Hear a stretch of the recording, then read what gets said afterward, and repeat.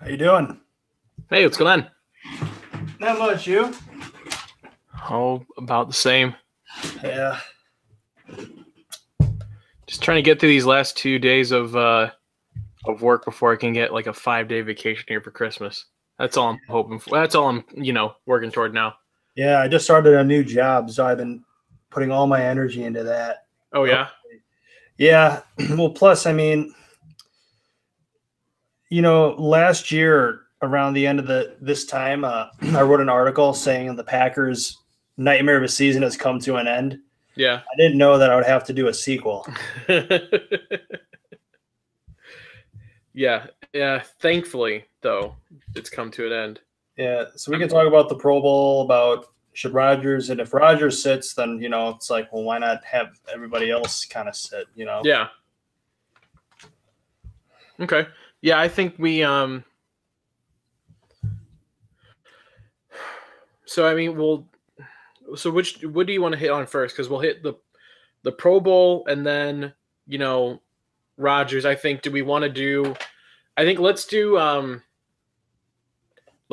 Rodgers wanting to play first, and then we'll kind of have like that discussion about if he sits, should other people sit, should he sit, that kind of thing, and then that can kind of transition over into the Pro Bowl. Like if he sits like this, these next weeks or anything like that, what does that mean for the Pro Bowl, or Or you could say, or should he play in the Pro Bowl, that kind of thing. I was going to say, if he's going to sit these last two games, then he's probably going to sit the Pro Bowl too. Right. These, it's almost like the real Pro Bowl is the alternates because nobody wants to play in it. Yeah, pretty much. So like anyone that's like worth a damn in the Pro Bowl isn't usually playing. I almost, the only reason the Pro Bowl's still around is money because it's a waste of time. Oh yeah. Yeah. It's like the NBA All-Star game. It's a waste. Yeah. So yeah, I think let's do it like that. Sounds good. Cool. I'm gonna get my timer out.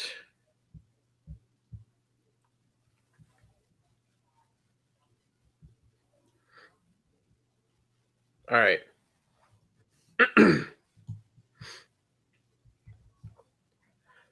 Welcome in, everybody, to another edition of the Pack a Day podcast. Thank you so much for joining us today.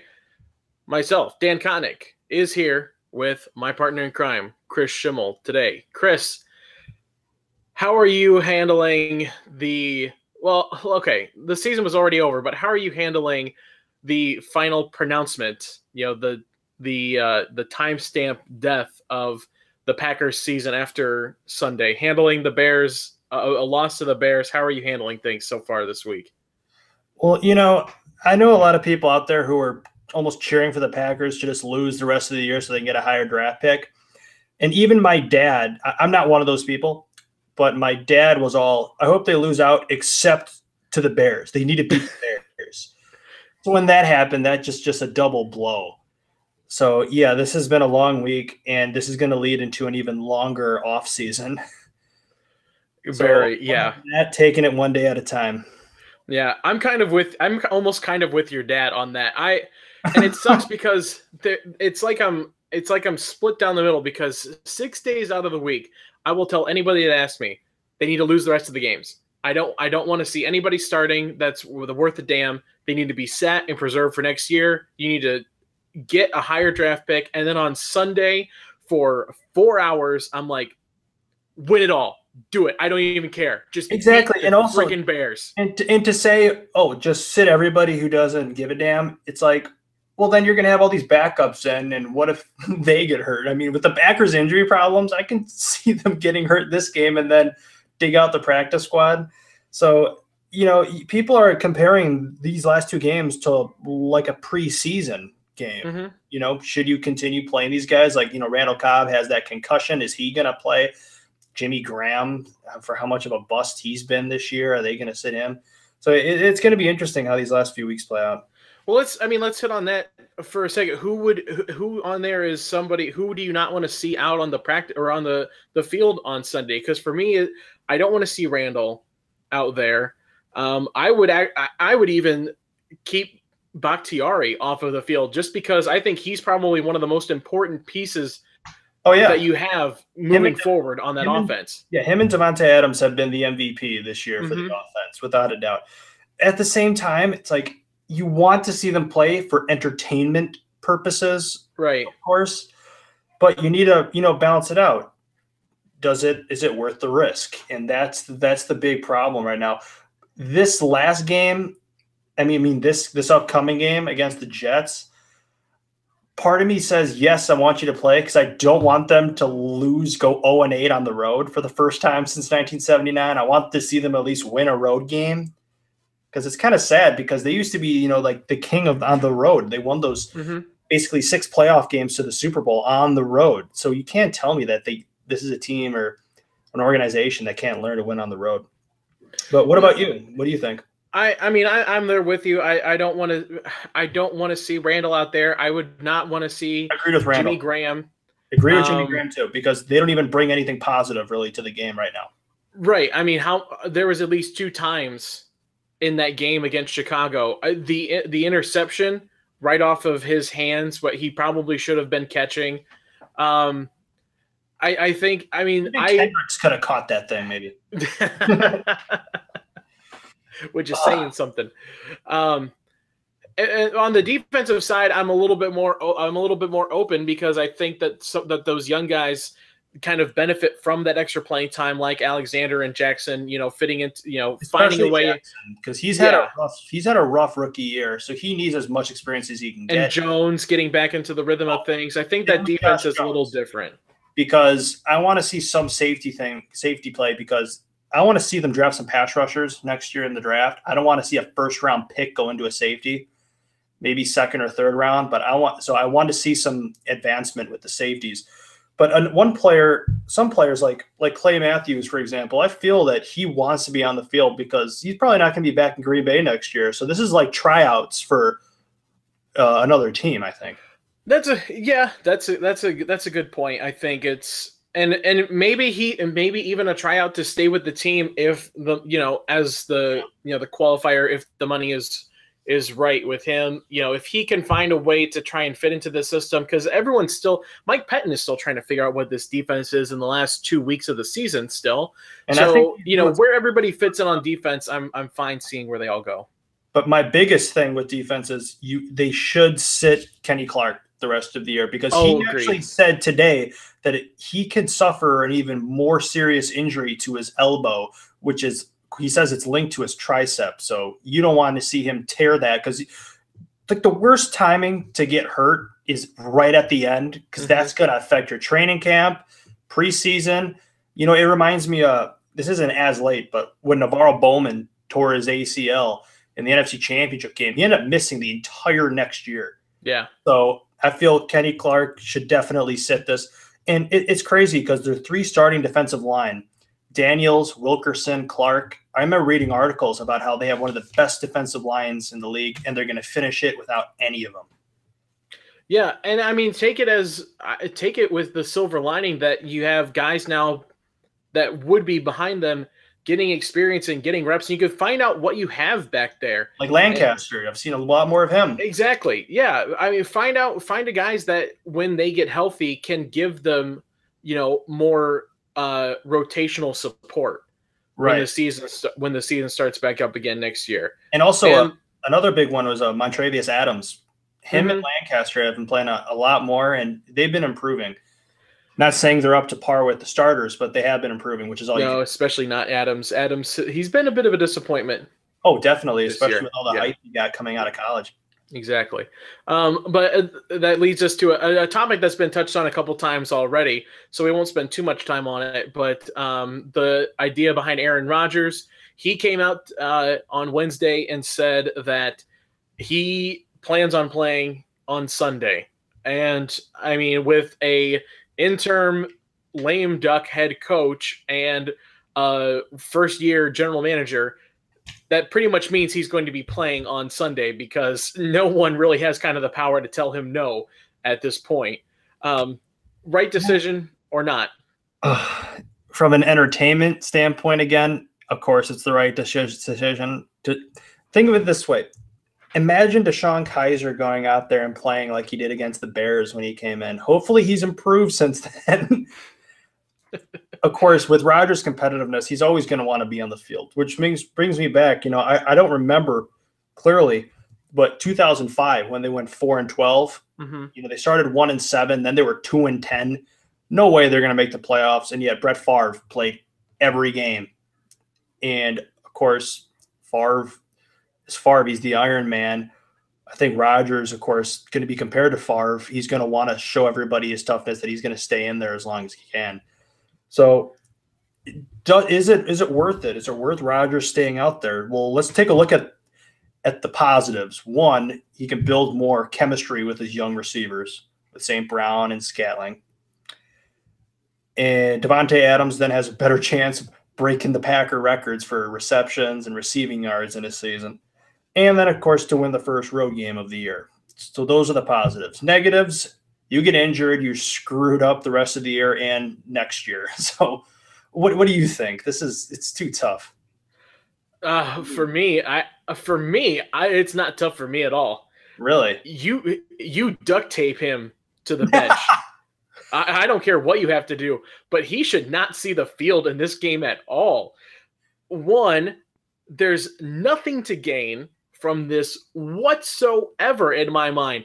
Build chemistry over the offseason. Take them on an ice fishing trip in February instead of watching the Super Bowl or something. Whatever you want to do, build the chemistry somewhere else. The next two games are not going to, in my mind, have that significant an effect on what's going to happen next year between Rodgers and these wide receivers for me to say that it's worth him coming out and getting an injury, especially when he's already spent about half of the season with a knee brace on, trying to recover from an injury while dragging the corpse of this team through the season. And I can only imagine that there's got to be, I can almost guarantee from a non-medical professional standpoint that there will be some kind of surgery or something to clean it up. Like the first 2 weeks of January to clean something up, because he's clearly not right from a physical standpoint. So to throw him out there behind an offensive line that is not only just playing terrible, but now playing with worse players behind those other terrible players just seems crazy to me. And then on the flip side, with DeShone Kizer, you got to see what you have with him. I mean, he's been there for now 14 weeks of a season. What can he show you outside of that Bears game? Let the guy take the next 2 weeks to figure out what he can do offensively.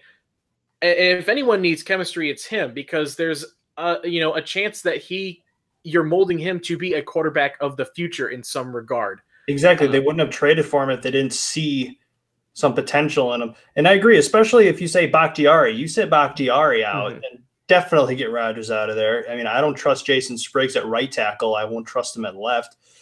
So, yeah, I completely see where you're coming from. All the other great quarterbacks, they'd fight tooth and nail to get out there. But at the same time, from a business perspective too, if I was a general manager of the Packers, I would sit Rodgers too. I think the Panthers are eliminated. They just said that they're resting Cam Newton the rest of the year. So I see that too. But I would sit Rodgers definitely. And especially to see DeShone Kizer, because I thought that they were going to play him a little bit against the Falcons when the Packers were up. In the fourth quarter, I expected Kizer to come out there, but he did for the knee down to win it, and that's about it. So you make some good points. I'd like to see DeShone Kizer out there at least do something, especially if he screws up, he screws up. Right. There's nothing. The only thing to gain here is a better draft pick. Mm-hmm. You're not going to get that with Aaron Rodgers. He'll win you the games, which at this point you don't really need. If you're going to be bad, be bad. Be really bad. Embrace the suck, because the NFL doesn't reward being mediocre. It rewards being very good or very bad. And so if you're going to have a season, an uncharacteristic season like this, be terrible and make it worth it. Oh, I see where you're coming from, man. And especially, I feel if you could play some backups and win a game, this might actually be it against the Jets, too. On paper, they're not a very strong team. Hopefully the defense can get to their hotshot young quarterback. So I still feel that this is going to be an entertaining game regardless. What do you think? No, I would agree. I mean, it's kind of like you said, it's a preseason game with more stakes behind it because it's an actual meaningful game. And also with Rodgers, pretend right now that Bakhtiari sits, Randall Cobb sits, Jimmy Graham sits. Then I feel like you're going to have to sit Rodgers. No question about it. You're not going to be able to protect him. He's been sacked on third down. Check this out. He's been sacked on third down more than any other quarterback in 2015 and 2018, and he was well on his way to that in 2017 too, before he got hurt. It's ridiculous. I've never seen a third down team. And, it's like the other team should just blitz every third down. You're going to get there. It's ridiculous. And so and you don't want to see that happen. These last 2 weeks, like you said, are just meaningless games. Exactly. Meaningless. We're talking about meaningless games. The thing we wanted to talk about, our main topic today, Pro Bowl results being released on Tuesday. Boring. Yeah. Let's jump into this. The only thing entertaining about it was going on Twitter and seeing everybody complain that their guy didn't make it to the Pro Bowl or they made it but as an alternative. Do you really think that the guys who were voted in, like Rodgers, Brady, all of them, really give a crap? No, they're not going to play in it. It's an absolute waste of time. It's a popularity contest. It reminds me of last decade, Allen Iverson played like 7 or 10 games all year, and he was voted a starter in the All-Star game. It's like that. And I think Kobe Bryant too, didn't he get that too? On his farewell tour? It's like you didn't deserve that at all. Right. I don't care what you did during your career. What happens is this season you sucked. Right. Brady and Rodgers. And that's the same, and that's with Aaron Rodgers. Same with that. Brady and Rodgers both did not deserve to be on this at all. Like, it's crazy that Devontae Adams, I applaud him. Yes, he absolutely deserved it. Totally deserved it. And which brings me to the one guy who didn't make it, which is shocking to me. Bakhtiari. Homie never gets respect. Did you see what Aaron Rodgers said? No. He said on Twitter how it's all about name recognition, even though David has a great name, a unique name. He's got great hair and he has a number that you remember. So it's like, how does that guy not get respect? The guy is absolutely marketable dude. He has the long hair. That's something that baffles me completely because, like all the things that you just said, he's one of the best players at his position. He's got a very unique style when it comes to his hair and his face. He's got a memorable name and a number that he just, markets himself with. And the fact that he doesn't get that same recognition around the league, I think what it is what it could be is Aaron Rodgers. Everyone looks at the team and says he's always under pressure.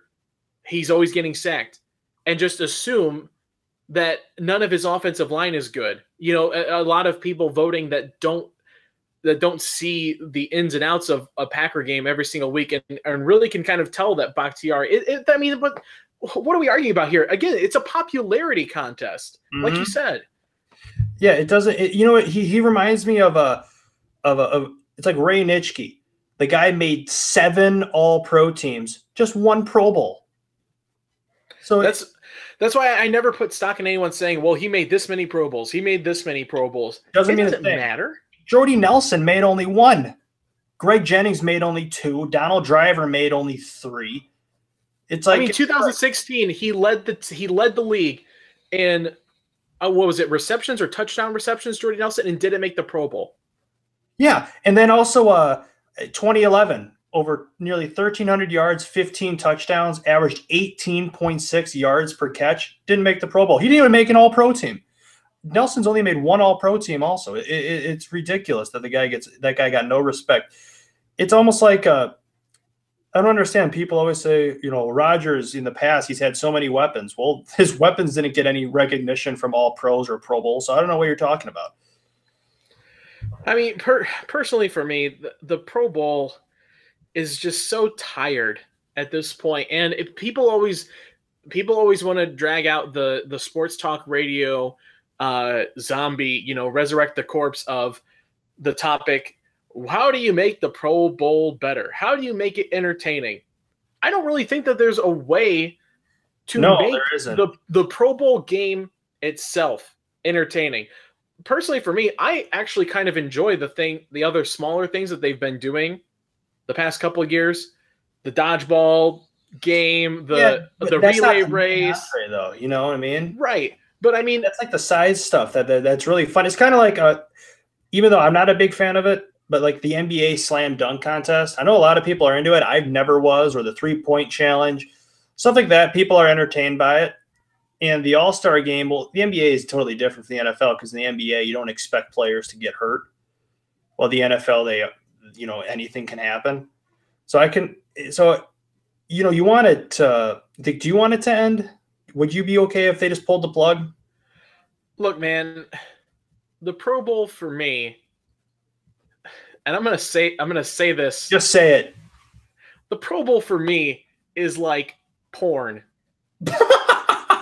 And let me explain that before you immediately turn this off in the car. Well, yeah, because so far I completely disagree.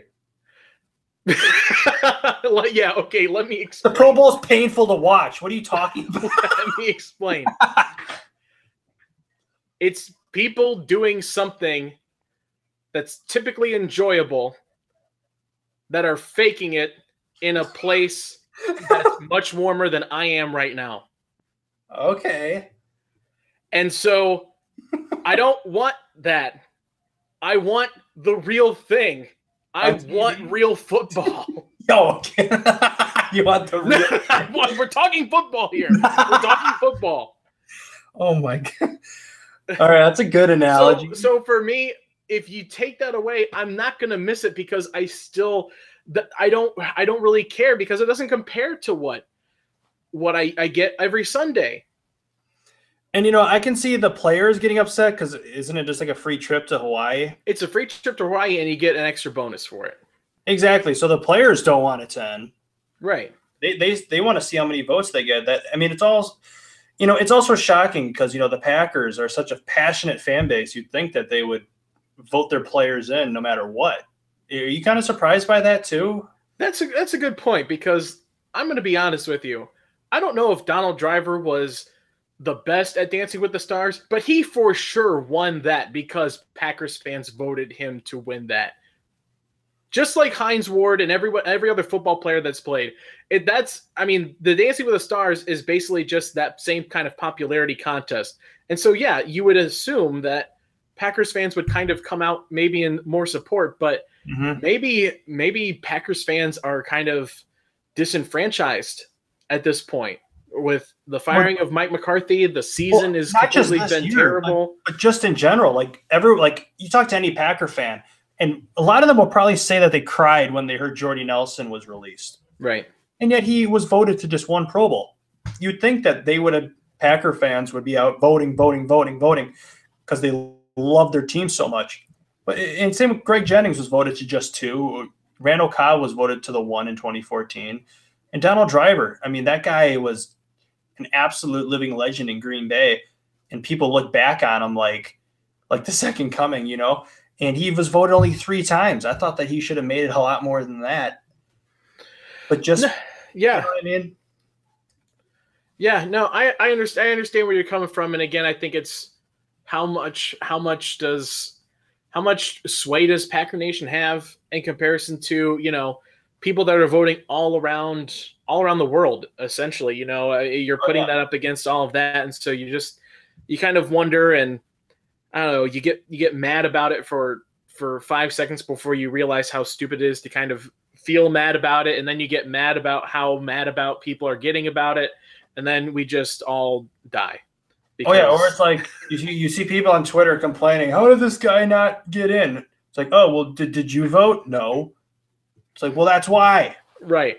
I mean that's what the thing too is. I probably vote maybe one time, just to Say go once. through, and I go through and vote, and then I'm done. I'm not going to sit there and refresh my screen every hour or whatever it is that you can go revote again.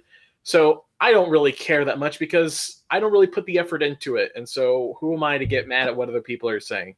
Yeah. So anyway, so Chris, wrapping up, we got the Jets coming up this weekend. Obviously, we've kind of briefly touched on it, but really at this point, I think what you're playing for is just getting that road win, right? If you're playing for anything, a win here means you don't go winless on the road. Is there anything else this weekend that you're hoping for, looking for? Well, I'm just hoping that this game was just as exciting as the last time the Packers played the Jets. Do you remember that game, 2014? I do. Down 21-3. They came back. So hopefully we see something as entertaining as that. I was at that game. Nice. First game that I brought my girlfriend to Lambeau, and the very first play, Aaron Rodgers fumbles the snap and turns the ball over, and I said, if this is an omen for something, I'm going to be really mad that A, that my relationship is doomed, and B, we lost the game. But yeah, they came back. I had to endure a couple of terrible Jets fans during that game, but I got to rub it in their face a little bit. That was good. Well, I remember that was Corey Linsley's second start. Remember, J.C. Tretter was supposed to be the starter, and he came in, and thank God him and Rodgers got on the same page after that, because he's been phenomenal ever since. Yeah, he has been a linchpin for sure on the offensive line. So that'll do it for us. Make sure that you stay with us the rest of the week, and well, not just the rest of the week, the rest of the season, the rest of the off season. Chris said it's going to be a long one. We're going to endure it with you here too. So make sure that you're tuning in every single day to Pack a Day Podcast as we get through the rest of the week, the season, off season, all of that. Make sure you're subscribing, liking, rating, reviewing us on everywhere and anywhere that you follow us on Twitter as well. Make sure you're following us at Pack a Day Podcast. You can follow myself and Chris on Twitter. Myself, DK all the way. Chris on Twitter. At Chris Schimmel. At Chris Schimmel. I know what it is. It sounds better coming from you, I think. So follow us on Twitter. Yeah, like I said, make sure you're sticking with us the rest of the week. As always, okay, I'm gonna try and finish this off a little bit better. I lost my track and I'm rambling at this point. And anyway, that will do it for us here on this edition of the Pack a Day Podcast. We finish it off with, as always, we do, go Pack go. Go Pack go. A little bit better. Porn man. I know. I heard that. Have to be real people, so they're not faking it. I heard that one time years ago. And I just thought it was so funny. It always stuck with me. I had to bring it out. I loved that. Oh. Yeah. Hopefully we see DeShone Kizer. I mean, I was just thinking from like an entertainment standpoint, you want to see Aaron Rodgers out. Oh, for sure. For an entertainment standpoint, you want to see him out there. As a businessman, I would say, no, sit your ass down. Peyton Manning, Tom Brady, Drew Brees, I can see them fighting tooth and nail to get out there too, if they were ever told to sit down. Right. And there's just, for me, I'd love to watch an entertaining game, but there's also just like, it could be entertaining, but there's always just that back of my mind, like, it doesn't matter. And I don't know if like I'm just being cynical or what, but like, it's hard to get over that, and I just want to get through the next 2 weeks and start looking at the draft and rooting against the Patriots in the playoffs. That's all I want to do. Yeah, right. And I don't want the Saints to win another Super Bowl. You know, there's only two teams. You know, if the Chargers win it, that gives Phillip Rivers one. If who else?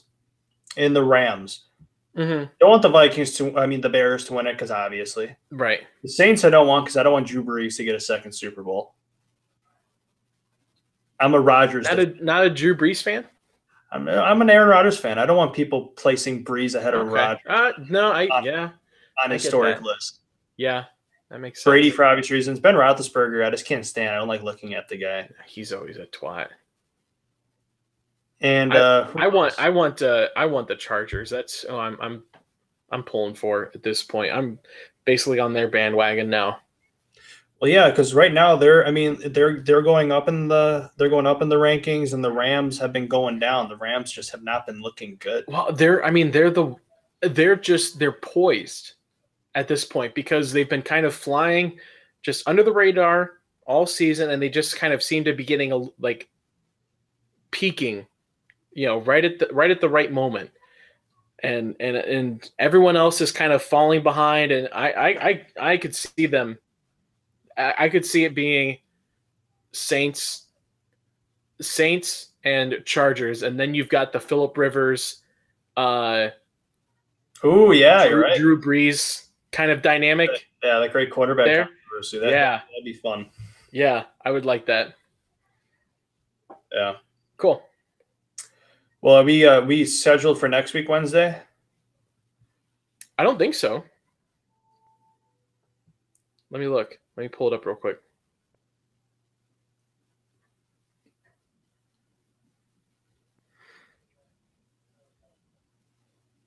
Oh, you for the on the 2nd?